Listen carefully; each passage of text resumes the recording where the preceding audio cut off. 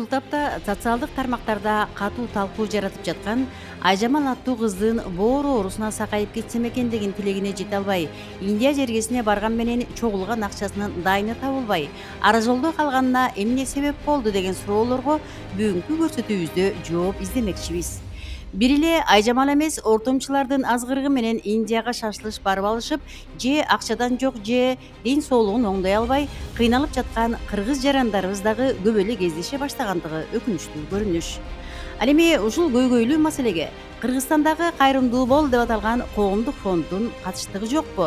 Айжамалды алдагандар силердин жамаатта иштебейби? Көз карашыңар кандай деген өңдүү бир катар суроолор менен аталган фонддун президенти Азамат Байматовго дагы кайрылган элек. Азыркы өздүк тасмага назар салсак, Айжамалдын ата-энесинин үйүнөн акча санап алып жаткан жигит дароо эле ишенимдүү кадамга баргандыгын көрүүгө болот. Көтөрмөлөдө 15 миллион чыкты алар. Ошо бир 10 күн бар элек сиздин кызыңызды алып чыккансыз. Анан бизде ар бир сумма, ар бир тыйын жазылып, анан ошо балаңыздын көз өргөнүндө ошол акча чогуу ошодон дагы кичине жардам болуп калды. Баягы элдер дагы эл сомдун сурап, карточкасын сурап, жардам беребиз, мынтебиз, айтабыз деп үйүңүздүн адрестерине чейин уже ала башташты бизде. Бул дагы жакшы жыйынтык, азыр 10 күндүн ичинде.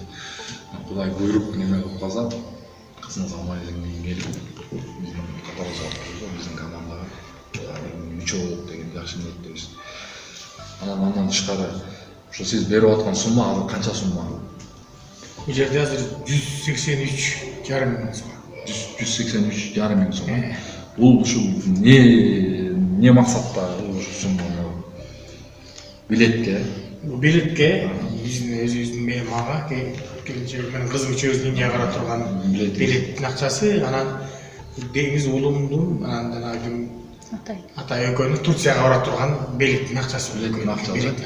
Бул акча дейт, сумма айтыш оңой.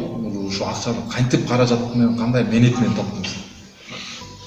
Бул акчаны өзүмдүн теңиш балам бар, ошондон жардамга сурадым. Ошо теңиш балам жардам берди. Кайрып бердим, ушул кыздын аман-эсен апарып аяктырып келип алсам деп жардам сурадым. Ошо теңиш балам жардам убактылуу ошо берип өтөт. Ошо байке баарыбыз эле сиздин кызыңыз деп биздин карындаш деп жүгүрүп жүрөбүз. Баягы акча бүгүн бар, эртең жок деп атат. Мындайча айтканда акча колдон келет депчи. Баары бирок ошентип айткандын арт жагындагы сөзү көп да мынча. Бирок акчачы көп нерсеничи, баягы акча каражаты үчүн эле карындашыбыз да бара албай атат. Өзү да мындай азыр чукулага эмеде алып кетпесек дагы өзүм барып сиздер менен өзүм табыштырып, өзүм жайгаштырып анан кайра келем. Жакшы ниетте бири-бирибизге эле мындай жакшы поддержка болсок эле, мына биздин командадагы балдардан дагы баланс жүрүп, бизге да бул чоң поддержка. Мен дагы сөзүмдү бөлүп өтүм дегенде, ушу аман-эсен ушу алыс жолго чыгып атат, ушу балдарыбыз аман-эсен барып келсин. Ошол максаттарына жетип жакшы жыйынтык менен келсе, биз бияктан чогулсак, баардыгы ошо Айжамалдын арты менен өзү ушул жерде бар. Ошо Айжамал барып аман-эсен келди. Акчаңызды бияка өткөрүп берсеңиз, сен бирден менен деп саналчы. 183 миң. 183,5 миң.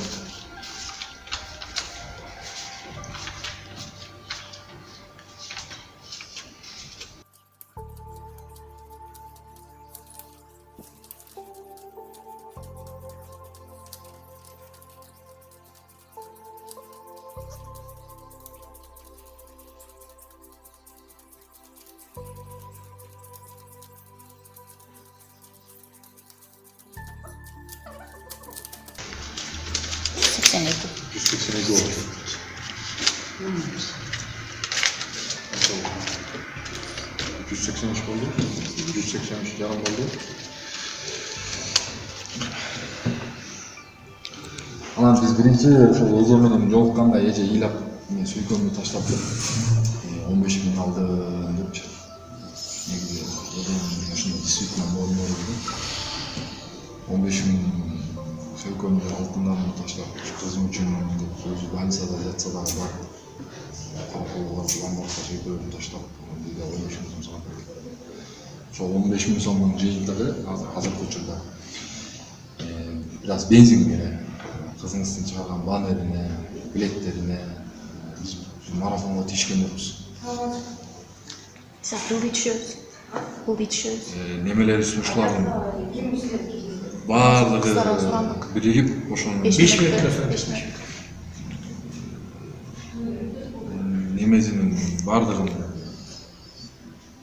каражат ошого кетип атат. Ол 15 миңдин отчету мен ошо 5 күнүн ичинде ал эженин өзүнүн немеси да бизге деген немесин ошо берген отчетун немеси анан чыгарып неме кылып анан марафондун отчетун кудай буюрса чогултуп линияга учардын астында анан ушундай кылып репортаж кылып аткарабыз.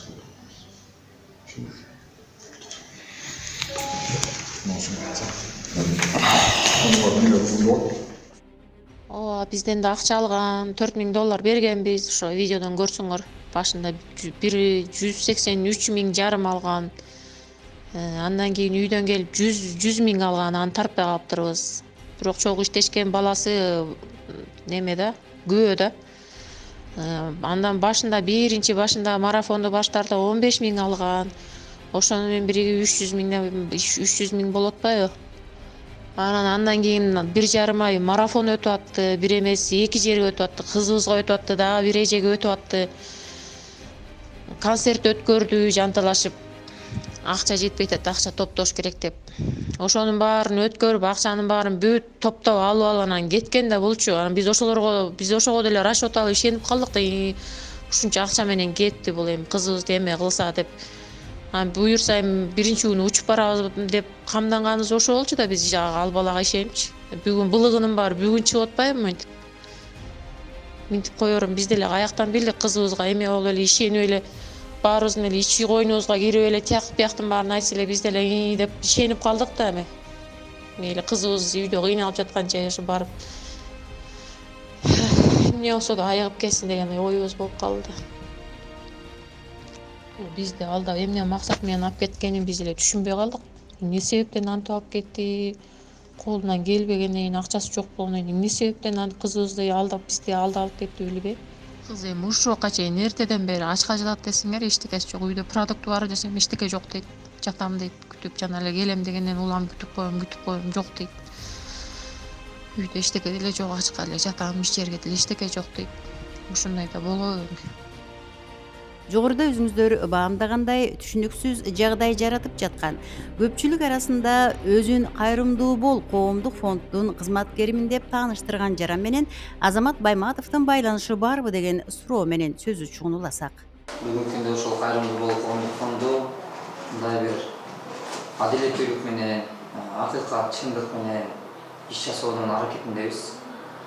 Бул бүгүнкү күндө Индияга кетип аткан ар бир мекендеш бизге кат менен кайрылат. Ушул Айжамалдын бүгүнкү күндө ошол жактагы абалы, ал жакта орто талаада калып калгандыгы биздин эч кандай ал жерде эл да ошондой мага да көп суроо беришип атат. Айрым адамдар ойлоп атышат, биз жөнөтүп ал жакта ушул акыбалда калып калдык, ошол кайрымдуу бол коомдук фонду деп. Экинчиден болсо ошол кайсыл бир Рыспек деген мекендеш ошол жака өзү жетектеп алып бараптыр. Рыспек деген ошол биздин инилери болот экен. Мага данныйларым барын жөнөтүшкөн. Мен ал өзүм дагы ошо Индиядан жолуккан, бирок жолукканда ал жерде ал башкача бир кеңеш сураган. Мен ар бир кыргыз менен жолукканга даярмын. Мен ал жерде ушул сүйлөшүү Айжамалдын айланасында болгон. Бизге ошол алып келдик деп, ал жалаң жакшы жактарын айтып, аябай бир жакшы көркөмдөгөн. Мен только айткам, Алла разы болсун, фонд ачайын деп атам деген. Көрсө, элге бүгүн маалыматты ушундай таратат экен. 6 айдан бери Азамат Байматов менен иштеген. Алардын жеп ичкенин көрүп, жийиркенип, мен чыгып кеттим. Өзүнчө ушундай таза иштейт деп атам деп, барып таза иштеп аткандагы көрүнүш экен. Бул адамды сүйлөгөн сөздөр эмес, кылган ишинен баала деген. Мен ал адамдын дагы адамды айрыйына шек келтиргим да келбейт. Адам деңгээлине жараша ойлонот, деңгээлине жараша жашайт. Бирок Айжамалдын туурасында сиз суроо берген суроого бизден жооп, бизге эгерде кайрылса, кайрылган мондай арыз менен кайрылышат.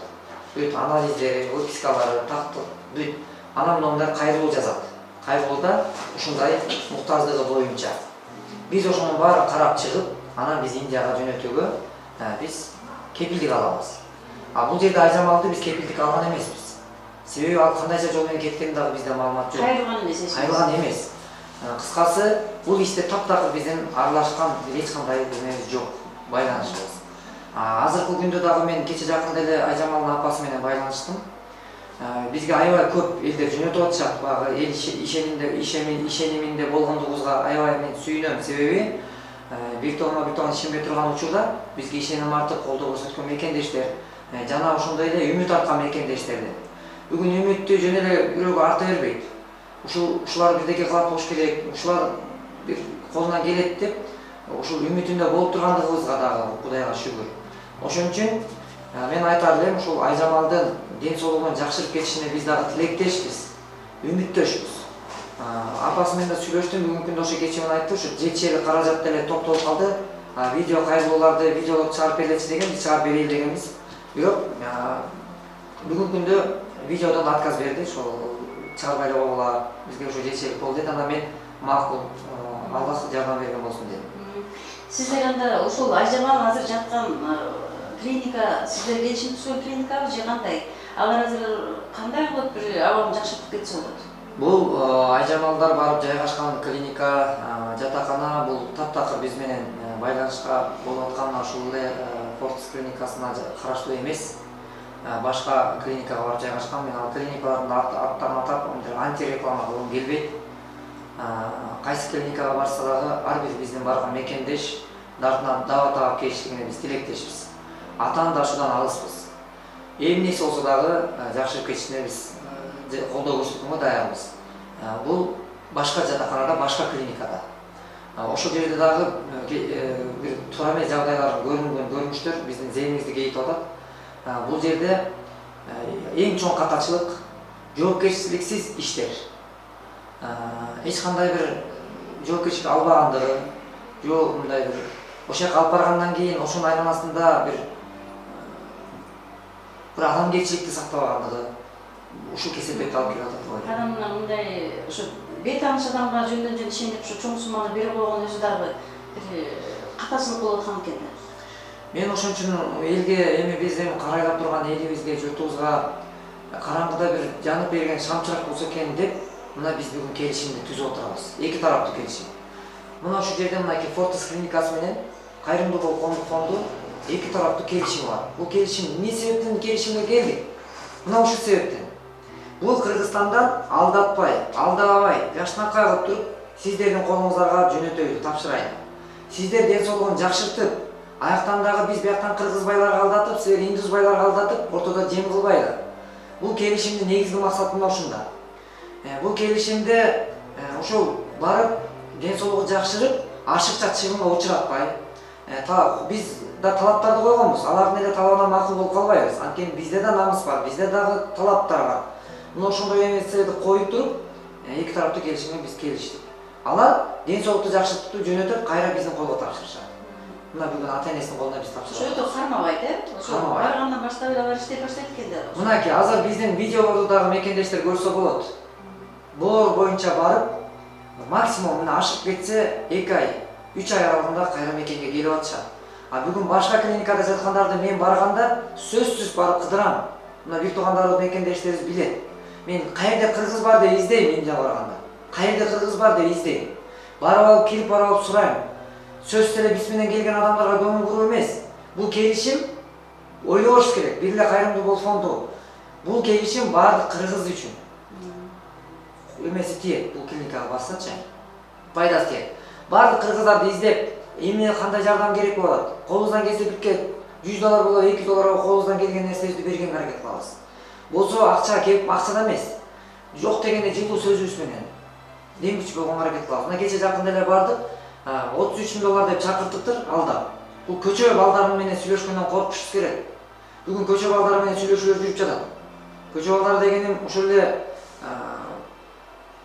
көчөдөн тосуп алып, клиникага барып жайгаштырып, бир врач менен сүйлөшүп койгондукту бүгүн ушундай ортомчу. Ортомчулар мына бүгүн $32,000 операция кылдыртабыз деп чакырып, жарым акчасын төлөп койгондон кийин бул оору мындай экен деп көбөйтүп $65.000 сурап атат азыр. А биз ошол башка клиникада. Эми бул жерде маселе чоң. Ошон үчүн биз өзүбүздү рекламалагандан деле алыспыз. Эч бир кыргыз оорубаса экен, ушул Индияга жабыркап эч бир мекендешибиз барбаса экен деп эле тилейм. Болгону туура тандоону сөзсүз эле бизге келгиле деп да айткандан алыспын. Барышта ким менен сүйлөшүп атканын билсе, тактап, анализдеп, ошо сүйлөшүп аткан бала ким, ошол Индияда ал ким? Жана Азамат Байматов деген ким? Кайрымдуу бол деген фонд бул эмне иш алып барат?